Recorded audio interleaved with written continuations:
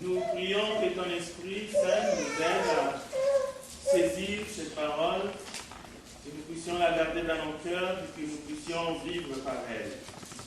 Pardonne-nous nos péchés, donne-nous un cœur réceptif, afin que nous puissions écouter ta voix. Merci pour ta présence, merci pour la présence de tes anges, merci pour la présence de chaque frère, chaque sœur, chaque personne ici, y compris nos visiteurs. Nous te bénissons pour cela.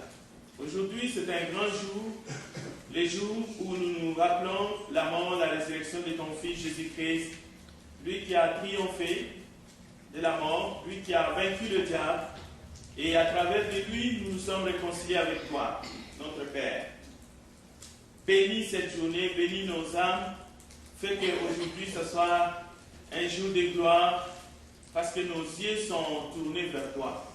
Et fais que cela se fasse chaque jour de nos vies, jusqu'au retour de notre Seigneur. C'est en son nom que nous te prions. Amen.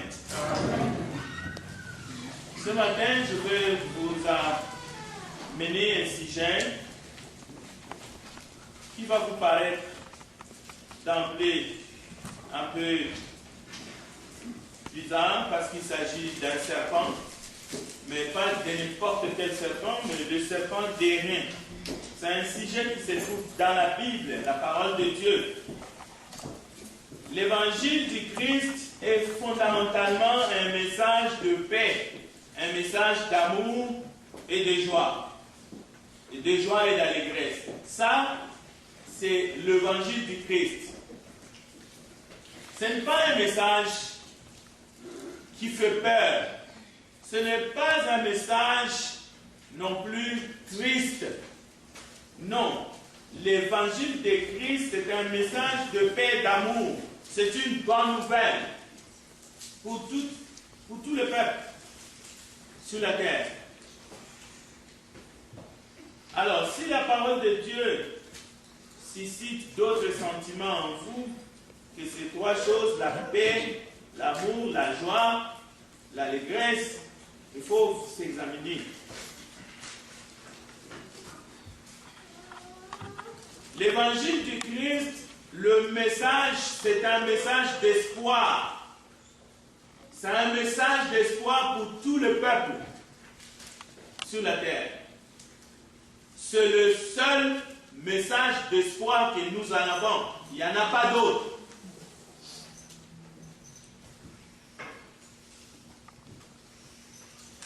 Le sujet essentiel de la Bible, du début à la fin, de Genèse à l'Apocalypse, il n'y a qu'un seul sujet.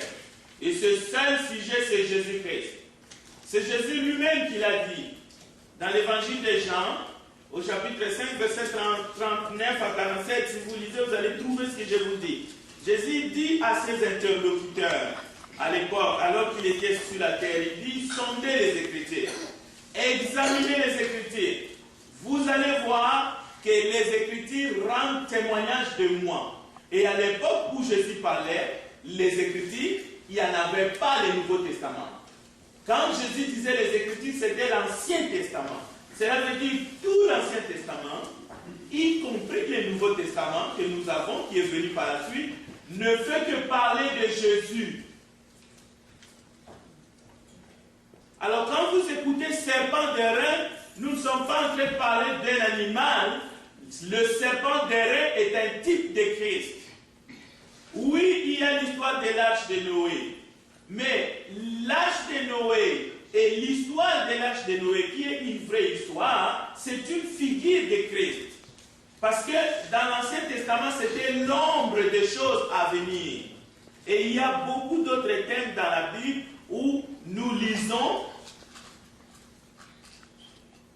Ces textes ne font que parler de Jésus, mais pas révélation. N'oubliez jamais, verset 21-25, mais pour ceux qui croient, pour nous qui croyons, c'est la source de la gloire. Donc nous écoutons la parole ce matin parce que nous voulons comprendre, connaître davantage la gloire de notre Seigneur. Et la croix aussi, le message de la croix, c'est le moyen par lequel nous avons été réconciliés avec Dieu, ou nous pouvons nous réconcilier avec Dieu pour les autres. c'est un message de paix. C'est un message de joie. Pourquoi? Parce que nous étions morts, nous étions perdus. La Bible nous dit, Dieu en Christ nous a ressuscités. Il nous a fait asseoir avec lui dans les lieux célestes. C'est pour cela que je vous dis que le message de l'évangile, c'est un message de joie. Parce que Dieu nous fait asseoir avec Christ, en Christ, dans les lieux célestes. Non seulement il nous fait asseoir, mais avant cela, il nous accorde le pardon. Il nous donne le pardon de nos péchés en Christ Jésus, dans sa grâce.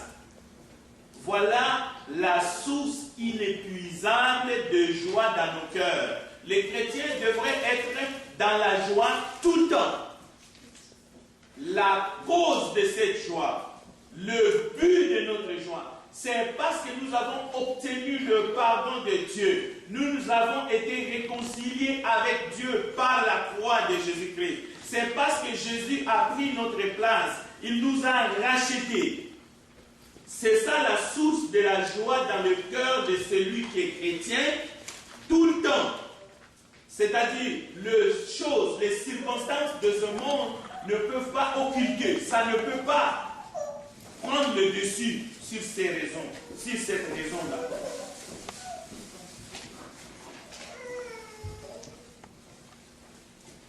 Nous devons nous réjouir. Paul disait aux chrétiens, réjouissez-vous.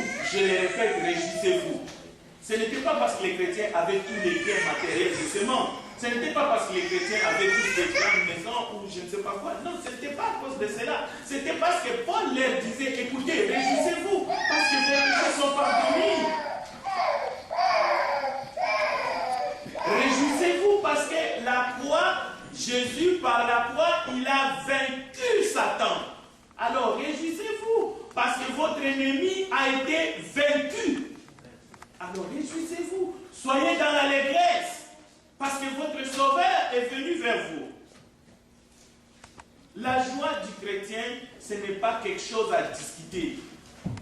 Oui, vous pouvez passer des moments difficiles. Vous pouvez être en train de souffrir. Vous pouvez être en train de lutter contre une maladie. Vous pouvez être en train de souffrir à cause de votre fils, à cause de votre mari, à cause de ce qui peut arriver dans votre vie. Mais ça n'a rien à voir. On ne peut pas mettre ça à côté avec le salut que Dieu a fait pour vous et moi.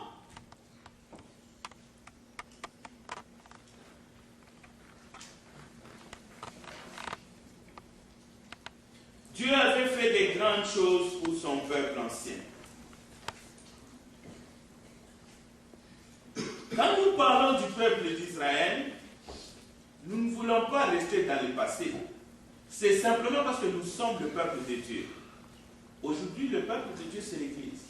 Mais si nous voulons apprendre comment être avec notre Dieu, comment vivre avec notre Seigneur, nous devons prendre les leçons sur son peuple ancien. Parce que s'il a marché avec ce peuple, c'est pour nous montrer des exemples, ses principes, comment est-ce qu'il veut que nous soyons avec lui comme peuple dans cette nouvelle alliance que nous sommes. C'est pour cela que la Bible est composée de l'Ancien et du Nouveau Testament. La Bible, ce n'est pas seulement le Nouveau Testament. La Bible, c'est l'Ancien et le Nouveau. Nous prenons des exemples dans l'Ancien pour bien marcher dans le Nouveau. Et nous restons dans la nouvelle alliance. Donc nous ne pouvons pas parler d'un peuple maghrébin ou je ne sais pas, ou un peuple africain. C'est seulement les Israélites. C'est les Israélites, le peuple ancien de Dieu. C'est avec eux que Dieu a marché. Dieu a fait des grandes choses pour son peuple Israël, de grands miracles en Égypte. L'eau même des rivières, des étangs, il y en a qui ont des piscines. Un jour, tout s'est changé en sang. L'eau s'est transformée en sang. Pour montrer la force de ce que Dieu a fait au milieu de son peuple en Égypte, pour montrer à Pharaon qu'il était le Dieu des ciels. Mais il y a d'autres. Le soleil s'est obscurci, ainsi de suite. Il y a eu des choses terribles. Mais le plus grand de tout, c'est lorsqu'ils ont traversé la mer Rouge. La mer Rouge a été fendue en deux. Le peuple d'Israël ont traversé la mer Rouge comme une terre sèche. Leurs ennemis les ont poursuivis. Malheureusement, il est arrivé à un moment où tous les ennemis d'Israël ont été coulés parce que l'eau est revenue, l'Élie est revenu. La mer Rouge qui a été fendue, il a emporté Pharaon et ses soldats et ses chars et tout. Et les enfants d'Israël étaient tout contents. Ils ont vu la gloire de Dieu. Ils ont dansé, ils ont chanté leur délivrance. Mais il est arrivé un moment où ils ont mis en oubli tout ce que Dieu avait fait au milieu d'eux. La parole de Dieu nous dit qu'ils ont commencé à murmurer contre Dieu. Nous lisons dans Nombres chapitre 21, verset 5, que le peuple de Dieu murmura contre Dieu et contre Moïse. On pourrait presque les entendre murmurer, les enfants d'Israël. Et il disait, pourquoi nous as-tu fait sortir d'Égypte pour mourir dans le désert?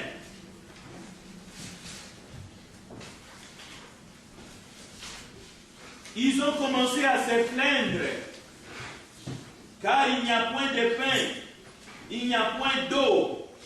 Notre âme est dégoûtée de cette misérable nourriture. Et cette misérable nourriture, c'était la manne. La manne que Dieu faisait descendre du ciel pour nourrir son peuple. Ils ont dit, nous sommes dégoûtés de cette misérable nourriture.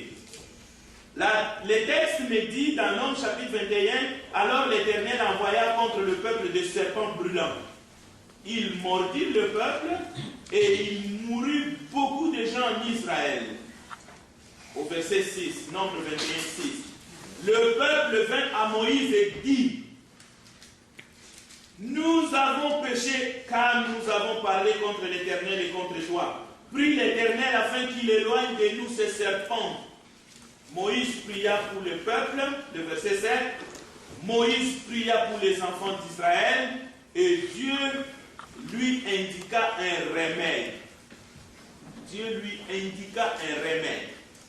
L'Éternel dit à Moïse, fais-toi un serpent brûlant et place-le sur une perche et quiconque aura regardé, quiconque aura été mordu et le regardera, conservera la vie.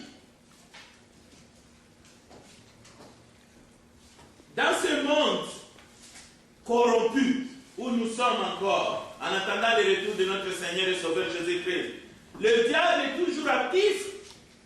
Le diable est toujours actif. Il détruit des familles. Il cherche même à détruire des églises.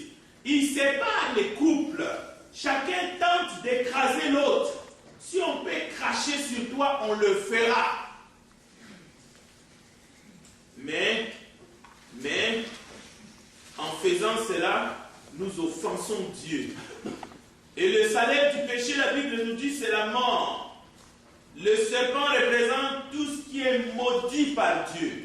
Parce que les jours où le serpent, le diable est passé par le serpent pour tromper Ève dans le jardin d'Éden et que l'homme et la femme ont chuté, le serpent avait été maudit depuis ce temps-là.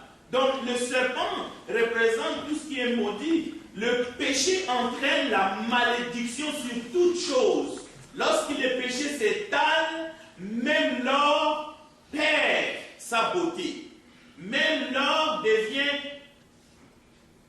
fade. Le péché entraîne la malédiction sur toute chose. Le péché du monde a rendu Jésus lui-même maudit. Notre Seigneur. Pourquoi? Parce que la Bible nous dit, Jésus a été mis au rang des maudits, comme un criminel. Il a été cloué à la croix avec deux brigands à ses côtés. L'un à sa droite, l'autre à sa gauche. Mis au rang des maudits, s'étant lui-même chargé de notre malédiction et de nos crimes. Il est devenu une malédiction à la croix, parce qu'il est écrit. Christ nous a rachetés de la malédiction de la loi, étant devenu malédiction pour nous, car il est écrit « Maudit est quiconque est pendu au bois ». Galates chapitre 3, verset 13. Et nous savons qu'il a été pendu. C'est la parole de Dieu. Les prophètes ont prophétisé de la part de Dieu. Maudit quiconque est pendu. Jésus a été pendu, il est devenu malédiction. Ça, c'est l'œuvre du péché. Le péché détruit tout. Votre petit mensonge, ça peut détruire toute une vie, ça peut détruire toute une nation, ça peut détruire tout un village. Le péché. Mon petit péché que je cache, ça peut détruire toute ma famille. Il y a des maris qui ont péché, toute la famille a été engloutie. Il y a des femmes qui ont péché, Anania et Saphira, toute la famille a été engloutie. Dans l'évangile de Jean, chapitre 3, c'est le texte de ce matin, à partir du verset 12, Jésus dit à ses auditeurs, si vous ne croyez pas quand je vous ai parlé des choses terrestres, comment croirez-vous quand je parlerai des choses célestes? Personne n'est monté au ciel, si ce n'est celui qui est descendu du ciel, le Fils de l'homme qui est dans le ciel. Et comme Moïse, Jésus revient sur l'histoire du désert, dans le désert. Jésus lui-même revient sur l'épisode du désert, parce qu'il est la parole. Il connaît toutes choses. Au commencement était la parole était avec Dieu, et la parole était Dieu. Lui, il était avec le Père. Quand les choses se passent dans le désert, il était avec le Père. Il voyait. Il dit, comme Moïse éleva les serpents dans le désert, il faut de même que le Fils de l'homme soit élevé, afin que quiconque croit en lui ait la vie éternelle. Car Dieu a tant aimé le monde qu'il a donné son Fils unique, afin que quiconque croit en lui ne périsse point, mais qu'il ait la vie éternelle. Dieu a en effet envoyé son Fils dans le monde, pas pour qu'il juge le monde, mais pour que tout homme croit en lui, pour que tout homme qui croit en lui ne périsse pas, mais qu'il ait la vie éternelle. Lorsque Paul, l'apôtre du Seigneur, expose ce sujet que je vous expose ce matin, il parle de la croix. Pas seulement du serpent des reins, mais de la croix de Jésus, c'est-à-dire Jésus sur la croix. Il éclate d'une grande joie. Il dit c'est un sujet de joie jusqu'aux extrémités de la terre. Il crie, il dit, ô mort, où est ta victoire?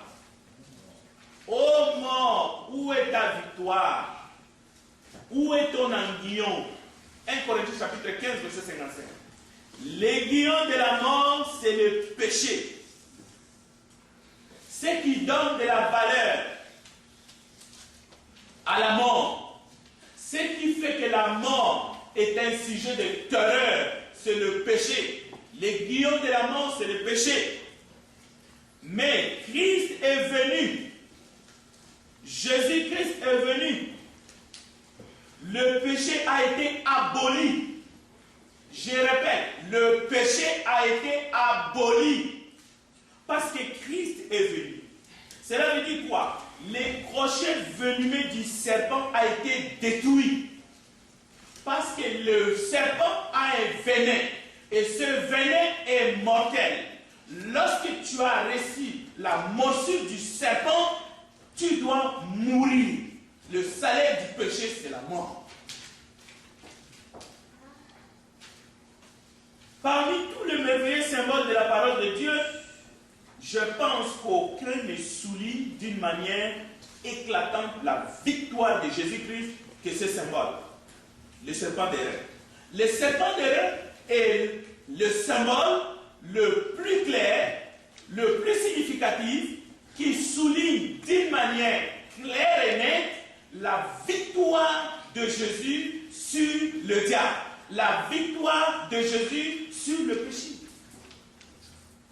Même les pharmaciens ont adopté ça. Ils ont mis ça devant tous les pharmacies et même les hôpitaux. Les serpents des reins. Ils ont pris ça dans la Bible.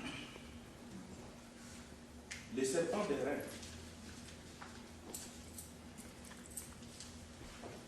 Paul dit c'est merveilleux parce que la mort qui nous accablait, la mort qui nous faisait peur, depuis que Jésus est mort, il est ressuscité, c'est fini. Nous étions en train de dire que Jésus-Christ savait ce qui s'est passé en homme. Jésus avait vu ce qui s'était passé dans le jardin d'Éden. Et il a dit, moi je vais aller au secours de l'homme et de la femme. Dieu a dit, il suffisait de regarder seulement le serpent d'airain. Et regardez-le seulement et vous vivrez. C'était une folie pour la raison. Pour le savant, l'universitaire, le médecin, regarder un serpent d'airain en argent, quelque chose qui est fait, c'est... Je ne sais pas comment vous expliquer ça. C'est un forgeron qui fait quelque chose qui ressemble à un serpent, mais ce n'est pas un serpent. C'est un croquis, c'est quelque chose qu'on fait comme ça. Ce n'est pas un serpent. Il ne bouge même pas. On le met sur un poteau, on les dresse. Oh, toi qui as reçu la morsure, il faut que tu regardes les serpents. Et lorsque tu fixes ton regard au serpent d'airain en bronze, tu vivras, tu ne mourras pas. C'est une question de la foi. C'est pour cela que je vous ai dit, c'est une folie. Pour les sages de ce monde, un scandale, la croix, oui, un scandale pour les juifs, une folie pour les païens, mais pour ceux qui croient, pour nous qui croyons, c'est notre sujet de joie, c'est notre délivrance. C'est pour cela que nous sommes là ce matin. Le Nouveau Testament nous révèle le caractère absolu de la défaite du serpent. Souvent nous parlons du diable, mais parlons de la défaite du diable. Et le Nouveau Testament en parle. La parole de Dieu dit, résistez au diable, il fuira loin de vous. Mais ce n'est pas seulement ça. La parole va plus loin. Jésus est venu sur la terre pour détruire les œuvres du diable. C'était son but. Et les œuvres du diable, c'est le péché. Ainsi donc, écoutez, Hébreux chapitre 2, verset 14. C'est très important. Hébreux 2, 14. Ainsi donc, puisque les enfants participent au sang et à la chair, Jésus y a participé également lui-même, afin que par la mort, il anéantisse celui qui a la puissance de la mort, c'est-à-dire le diable. Jésus a anéanti la puissance du diable. Comment il a fait? Comment il a fait? Il est mort lui-même. Mais en mourant, il a détruit la puissance du diable.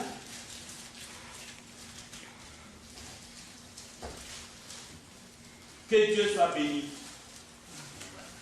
Parce que cette victoire de Jésus-Christ sur le diable, sur la puissance de la mort, Jean nous le révèle même dans l'Apocalypse.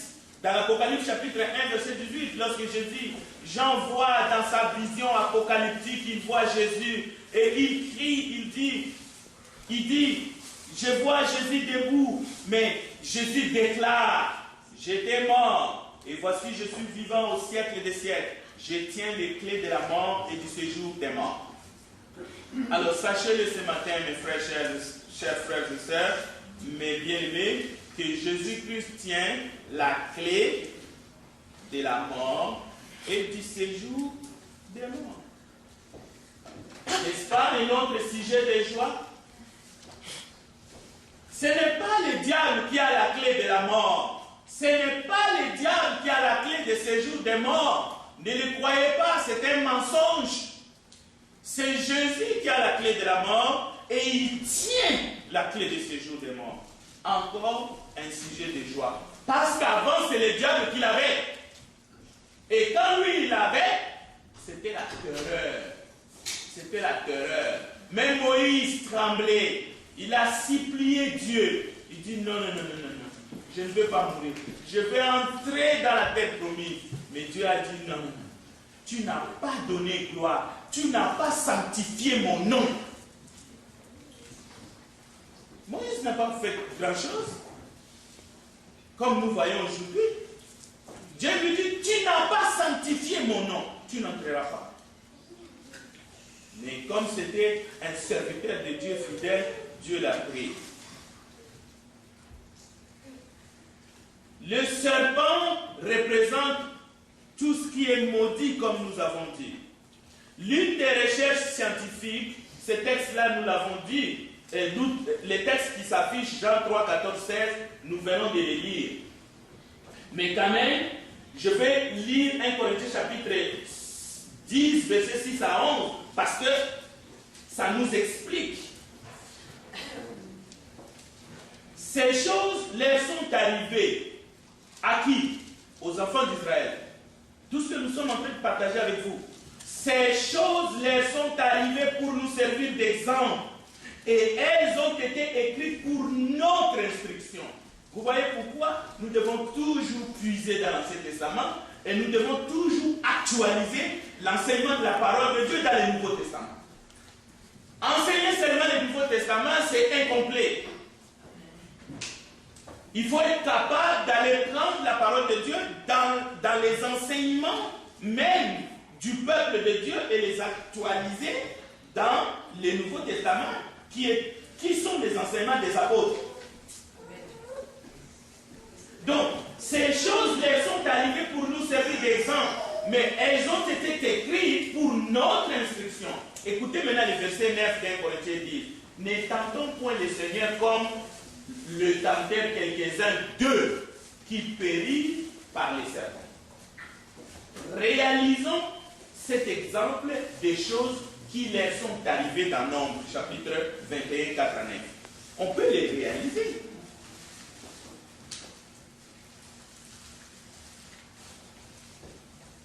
On va y revenir, mais je vais essayer de faire un petit détour rapide.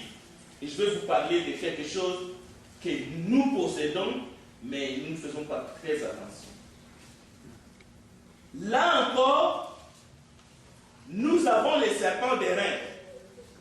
Quelque chose fait sur l'ordre de l'Éternel par Moïse. Mais ces serpents d'airain étaient sans venin. Ils n'avaient pas de venin. Ces serpents-là. Parce que c'est comme du gâteau. Est-ce que quelque chose qui est fait par l'homme, Moïse est capable de créer un serpent? Il a pris du cuivre. Il a fait. Donc ces serpents n'avaient pas de venin. La même chose, Jésus est sans péché. Et parce que Jésus est sans péché, comme ces serpents d'airain étaient sans venin, ceux qui regardaient ces serpents d'airain étaient guéris. Mais ceux qui mettent leur espérance, leur foi en Christ Jésus, ceux qui décideront de s'attacher à lui, lui seul peut les sauver. Aucun homme peut te sauver de tes péchés. Parce que Jésus est le seul capable de nous sauver de nos péchés, parce que lui, il n'a pas péché.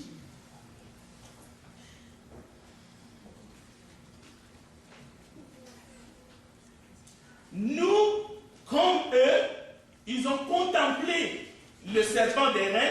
Nous devons garder nos yeux fixés sur notre Sauveur, parce qu'il est notre Rédempteur. Notre regard doit être fixé sur Christ, sur la croix, mais aussi ressuscité, assis à la droite de Dieu, si nous voulons nous en sortir. Sinon, nous allons mourir. Nous allons nous perdre.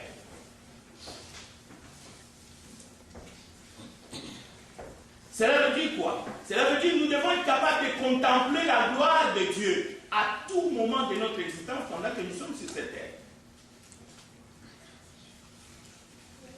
Le pouvoir qu'ont les yeux d'attirer à eux ce qui regardent. Quand vous fixez quelqu'un, il y a un pouvoir de yeux pour êtes en train de regarder. La Bible est pleine d'exhortations que nous devons garder nos yeux fixés vers notre Rédempteur. Il y a des gens qui perdent le temps de se regarder entre eux, les uns les autres. Vous allez vous perdre.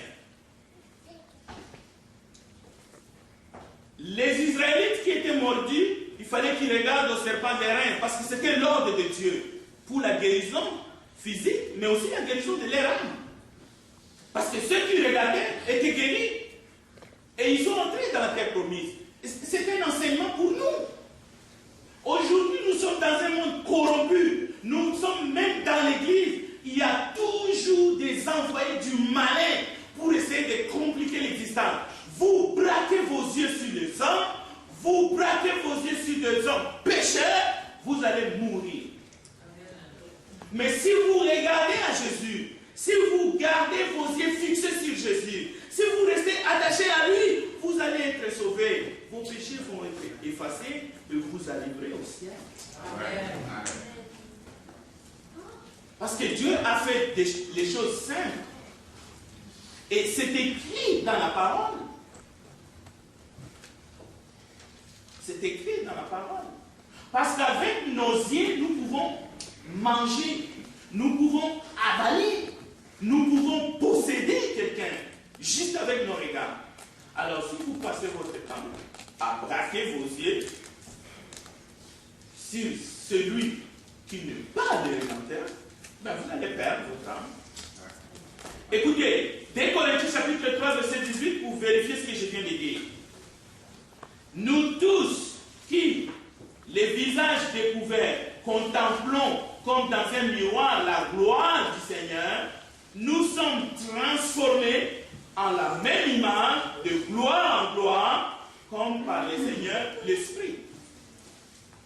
Donc, si comme chrétiens, nous nous exerçons à regarder dans la parole de Dieu, à contempler Christ crucifié, à voir ce qu'il a fait pour nous, nous contemplons sa gloire comme dans un miroir.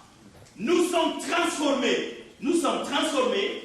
en la même image de gloire en gloire, comme par le Seigneur l'Esprit.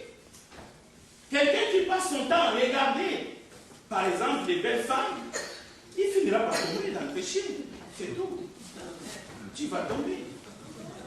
C'est pas compliqué, hein? Que Dieu soit béni. Parce que nous, qui sommes pécheurs, nous regardons à Jésus aujourd'hui et voilà, nous contemplons notre salut. Gloire à Dieu. Parce que nous sommes transformés. Si vous êtes malade, êtes-vous malade? Contemplez à Dieu, contemplez Jésus. Parce qu'il a dit, par ses meurtrissures, nous sommes guéris. Mais si tu regardes ailleurs, si tu es distrait, tu ne regardes que tes médicaments, tu ne penses qu'à ton médecin, oui, il fait un bon travail, mais contemplez aussi le Christ. Parce que lui, il est le médecin de médecins. Amen. On se soigne, mais on garde la foi, parce que notre vie est entre ses mains. Un médecin peut te dire c'est fini, mais si lui n'a pas dit un mot, il n'y a rien qui va se passer. Quelqu'un peut te dire tu vas échouer. Si lui n'a pas dit tu vas échouer, même si tu es en train d'échouer, tu vas réussir. Si lui dit tu vas échouer, même si tu es en train de réussir, tu vas échouer. C'est-à-dire que la réussite que tu as maintenant, ça va se tourner en échec. C'est ce que lui dit qui compte. C'est ce que lui fait qui est important. Mais encore une fois, il faut que notre regard libre, parce que Dieu n'a pas besoin d'esclaves.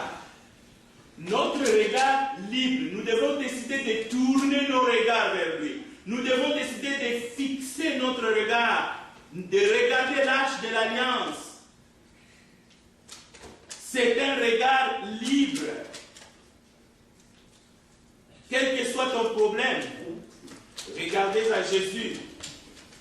Vous savez, dans Jean chapitre 19, verset 31 à 37, là encore, l'évangéliste dit, Jean 19, vous pouvez lire 31 à 37, ils regarderont ce celui qu'ils ont transpercé. C'est-à-dire même ceux qui l'ont transpercé. Même les soldats qui est venu avec la lance pour les transpercer. Et la Bible nous dit, l'eau et les sangs avaient coulé. Même lui, s'il regarde seulement, s'il tourne son regard envers celui qui l'a transpercé, la parole de Dieu nous dit, il sera sauvé. Amen. Amen. Les Israélites qui ont eu les morsures de serpents brûlants n'avaient ni besoin de rechercher ces serpents brûlants dans le but de les tuer, tout comme Adam et Ève n'ont pas eu le temps de retourner contre le serpent qui est venu les tenter, ils n'ont pas eu le temps. Vous savez, moi, nous avons été mordus par les diables, nous tous. Parce que nous ne sommes pas nés comme ça, nous sommes nés, oui, sans péché, mais en grandissant, nous avons tous péché. Hein? Nous avons connu l'expérience de péché ici. Donc, le venin du dragon nous a atteints. Depuis, nous sommes des enfants d'Adam. Nous sommes sa descendance. C'est si tu crois en Christ, là tu deviens enfant de Dieu. Si quelqu'un dit, nous sommes tous enfants de Dieu, mensonge, nous sommes tous des enfants d'Adam. C'est seulement à ceux qui l'ont reçu, à ceux qui croient à son nom, il leur donne le pouvoir de devenir enfants de Dieu.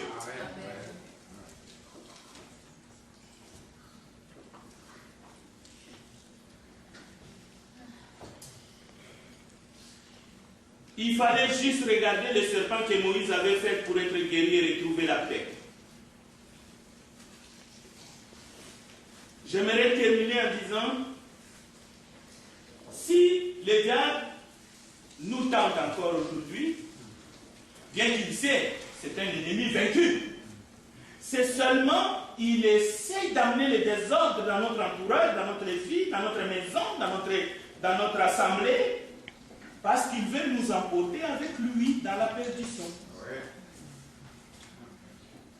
Tout ce que Dieu nous demande, c'est de rester vigilants et de garder nos yeux fixés sur Jésus.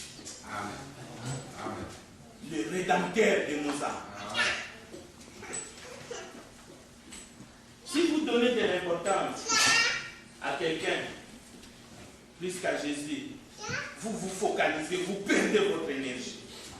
Vous allez perdre votre âme. Soyez intelligents. Amen. Soyez intelligents. Réveillez-vous. Vos yeux sont si précieux pour Dieu qu'il veut que nous les contemplions tout le temps. Et que nous nous réjouissons tout le temps à cause de la foi de Christ. Les Israélites ont compris la leçon. Ils ont compris la leçon. Ceux qui ont accepté la parole de Dieu, ils ont regardé les serpents d'airain, ils ont été guéris. C'est ça que je disais, le pouvoir de Dieu. Revenons à notre sujet pour terminer tranquillement, humblement.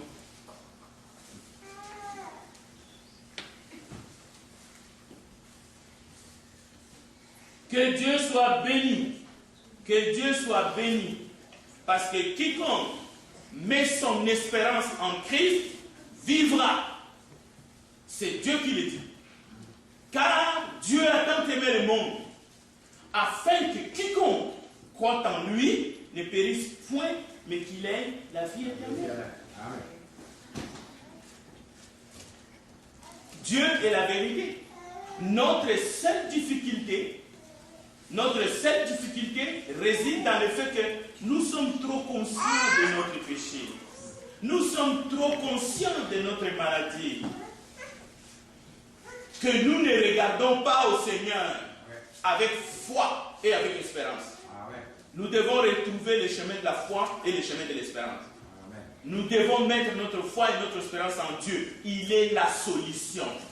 Il peut résoudre tout le problème. Avec nous ou sans nous. Il est capable de le faire. Les enfants d'Israël ont appris une profonde leçon en matière de santé et de religion.